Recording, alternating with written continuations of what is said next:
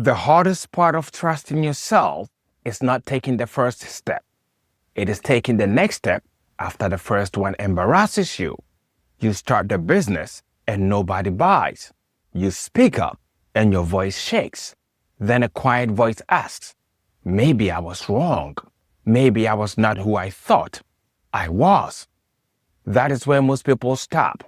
Not because the dream is impossible, but because the ego cannot bear being seen as a beginner. You do not lose trust when something goes wrong. You find out whether you ever had it. But that is not trust. That is comfort. Trust begins when the results you wanted does not happen, and you refuse to turn that result into a final statement about who you are. Failure is an event, not an identity. You failed at something. That does not mean you are a failure. You were rejected. That does not mean life rejected you. A plan did not work. That does not mean your path is over. Now, let us be clear about something. Trusting the universe does not mean the universe is a vending machine. You do not put in good thoughts and receive a perfect life. You cannot control markets, other people, laws, timing, or every outcome. And any teaching that tells you every painful event happened because your vibration was wrong does not give you wisdom. It gives you guilt. But trust can still be real. Real trust says, I'll meet reality as it is. I will learn from what happens, and I'll keep becoming the person who can carry what I asked for.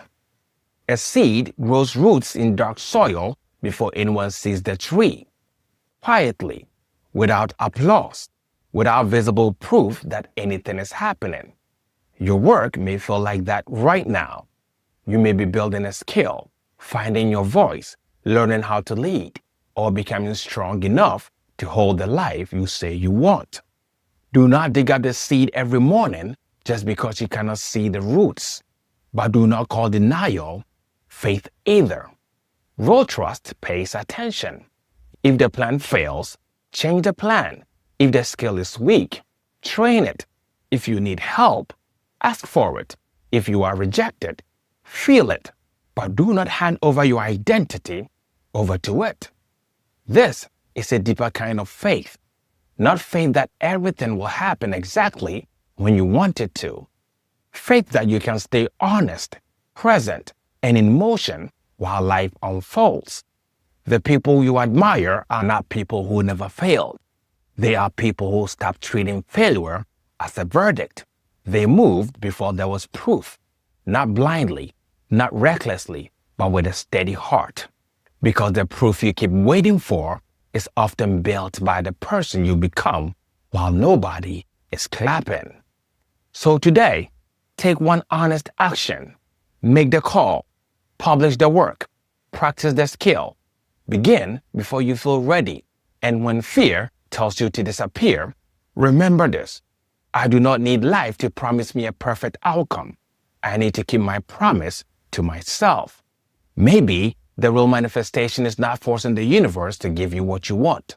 Maybe it is becoming someone who keeps creating, learning, and returning, even before there is proof.